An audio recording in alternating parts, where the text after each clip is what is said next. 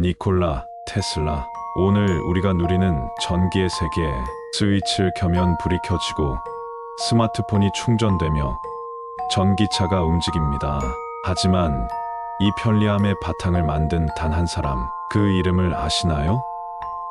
에디슨이 아니라 니콜라 테슬라입니다. 그는 전기를 본 남자로 불렸고 시대를 너무 앞서간 천재였죠. 지금부터 전기를 지배한 사나이 테슬라의 삶을 따라가 봅니다. 일부 번개 속에 태어난 소년 니콜라 테슬라. 1856년 7월 10일 오스트리아 제국의 한 작은 마을 스미리안. 천둥이 치는 밤 니콜라 테슬라는 그렇게 세상에 태어났다. 전해지는 이야기에 따르면 산파는 이 아이는 불행의 징조라 했고 어머니는 단호히 말했다. 아니요, 그는 빛의 아이입니다. 어릴 때부터 테슬라는 평범하지 않았다. 그는 상상력이 풍부했고 복잡한 기계 구조를 눈으로 보고 곧장 이해했으며 계산을 암산으로 끝내곤 했다. 다른 아이들이 장난감을 가지고 놀 때 그는 톱니바퀴를 조립하며 새로운 장치를 상상했다. 그의 아버지는 정교의 사제로 아들이 성직자가 되길 바랐다. 반면 어머니는 교육은 받지 못했지만 집안의 기계 고장은 스스로 고칠 만큼 손재주가 뛰어났다. 테슬라는 어머니에게서 기술적 재능을, 아버지에게서 문학과 언어에 대한 감각을 물려받았다. 청소년기에 테슬라는 병약했다. 심한 열병에 시달려 죽을 고비도 넘겼다.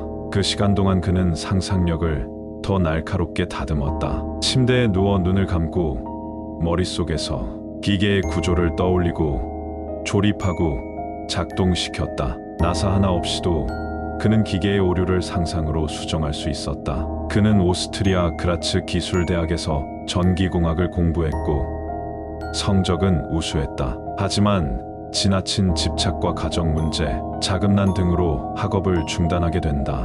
이후 프라하로 옮겨 철학과 물리학을 수강했지만 이마저도 끝맺지 못한다. 그는 결국 학교보다 현실의 기술 현장을 선택하게 된다. 헝가리 부다페스트에서 테슬라는 중앙전화국에 취직한다. 그는 전화기의 음성 증폭 문제를 해결하고 회전 자기장을 이용한 새로운 모터에 대한 아이디어를 떠올리게 된다. 이 발상은 훗날 유도 모터라는 이름으로 인류 기술사에 기록된다. 그는 프랑스로 넘어가 에디슨 전기 회사의 유럽 지사에서 일하게 되었고 거기서의 능력을 인정받아 이국 본사로의 추천장을 받아낸다. 1884년 테슬라는 28세의 나이에 단돈 4센트 그리고 설계도 한 장을 들고 뉴욕에 도착한다. 이제 그의 진짜 여정이 시작된다. 이후 에디슨과의 충돌, 그리고 교류 전기의 반격. 미국에 도착한 테슬라는 곧바로 토머스 에디슨의 회사에 고용된다. 당시 에디슨은 미국 전기 산업의 절대적 거물이었고 직류 전기 시스템을 전국적으로 확대하고 있었다. 테슬라는 그 시스템의 비효율성에 주목했고 자신이 고안한 교류 전기 시스템의 우수성을 주장했다. 에디슨은 처음엔 그를 시험한다. 고장난 직류 발전기의 설계를 개량하면 거액을 주겠다고 약속했다. 테슬라는 이 복잡한 작업을 단 몇 달 만에 완수했지만 에디슨은 말을 바꾼다. 그건 미국식 농담이었다네. 테슬라는 분노했고 결국 에디슨 회사에서 퇴사하게 된다. 그 후 거리에서 막노동까지 하며 생계를 유지했지만 그의 재능은 그저 땅에 묻히지 않았다. 몇몇 투자자의 도움으로 테슬라는 교류 전기 시스템을 개발할 실험실을 세우고 새로운 모터와 변압기를 발명하기 시작한다. 교류는 전압을 쉽게 조절할 수 있어 장거리 송전에 매우 유리했다. 그러나 에디슨은 직류의 상업적 기반을 지키기 위해 강경하게 맞섰다. 그는 언론을 이용해 교류 전기의 위험성을 선전했고 개와 말 같은 동물을 감전사시키는 공개 실험까지 벌인다. 교류 전기의 이미지를 망치기 위한 캠페인이었다. 이런 상황에서 테슬라의 손을 잡은 사람이 바로 조지 웨스팅하우스였다. 그는 테슬라의 특허를 매입하고 테슬라와 함께 교류 시스템을 상용화하는 데 투자했다. 두 사람은 곧 전류 전쟁의 대항마가 된다. 1893년 시카고 세계 박람회는 결정적인 무대였다. 이 거대한 행사는 모든 전력을 테슬라의 교류 방식으로 공급했고, 이는 대중에게 교류 전기의 안정성과 효율성을 증명하는 계기가 된다. 관람객들은 밤을 나처럼 밝히는 전등을 보며 환호했고, 전기 산업의 판도는 급속히 바뀌기 시작했다. 이어 1895년 나이아가라 폭포 수력 발전소 프로젝트에 테슬라의 기술이 도입된다. 이곳에서 생산된 전력은 뉴욕까지 송전되었고, 이는 인류 최초의 대규모 전기 송전망이었다. 전기의 역사는 이때부터 본격적으로 테슬라의 손에서 쓰이기 시작한 것이다. 잠부 고립, 광기, 그리고 미래를 본 사나이.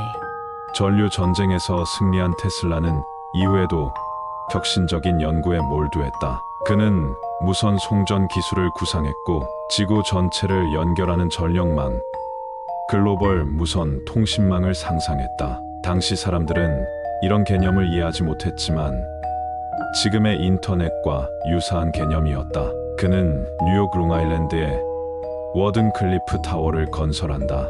목적은 단 하나, 무선으로 전기를 전송하는 것. 그는 이 타워를 통해 전선 없이 에너지를 전송할 수 있다고 믿었고, 인류 문명의 새로운 혁신이 될 것이라 확신했다. 하지만 작은 문제는 여전히 그를 괴롭혔다. 후원자였던 JP 모건은 프로젝트의 상업적 가치가 없다고 판단하고 자금을 끊는다. 타워는 결국 완공되지 못한 채 철거되고, 테슬라는 평생의 꿈을 이루지 못한다.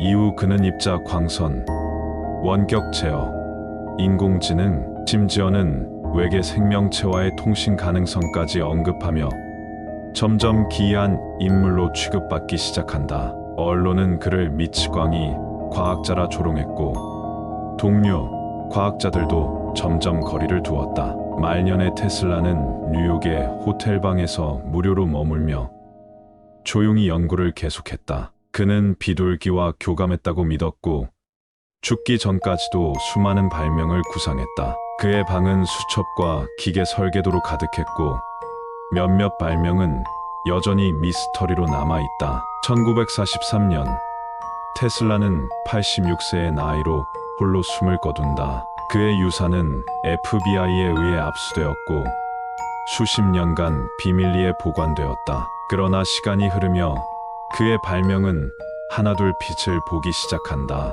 무선 통신, 이모컨, 레이더, 스마트폰, 드론, 와이파이 모두 테슬라가 남긴 상상에서 비롯되었다. 그는 시대를 너무 앞서갔지만 결국 인류는 그의 상상력 위에 새로운 기술 문명을 세웠다. 2003년 전기차 기업 테슬라 모터스는 그의 이름을 따 창립되었고, 지금은 가장 혁신적인 브랜드 중 하나로 꼽힌다. 니콜라 테슬라는 더 이상 외면받은 발명가가 아니라 전기를 지배한 미래의 예언자가 되었다. 마무리 멘트. 그는 밤하늘의 번개를 꿈꾸었고, 세상은 그가 남긴 빛으로 살아간다. 살아있을 땐 외면받았지만 지금은 모든 전기의 중심이 그로부터 시작된다. 우리가 누르는 그 스위치 하나에도 그의 꿈이 깃들어 있지 않을까요? 영상 시청 감사합니다. 구독과 좋아요, 그리고 알림 설정까지 부탁드립니다. 다음 인물에선 또 다른 깊이를 함께 만나보시죠.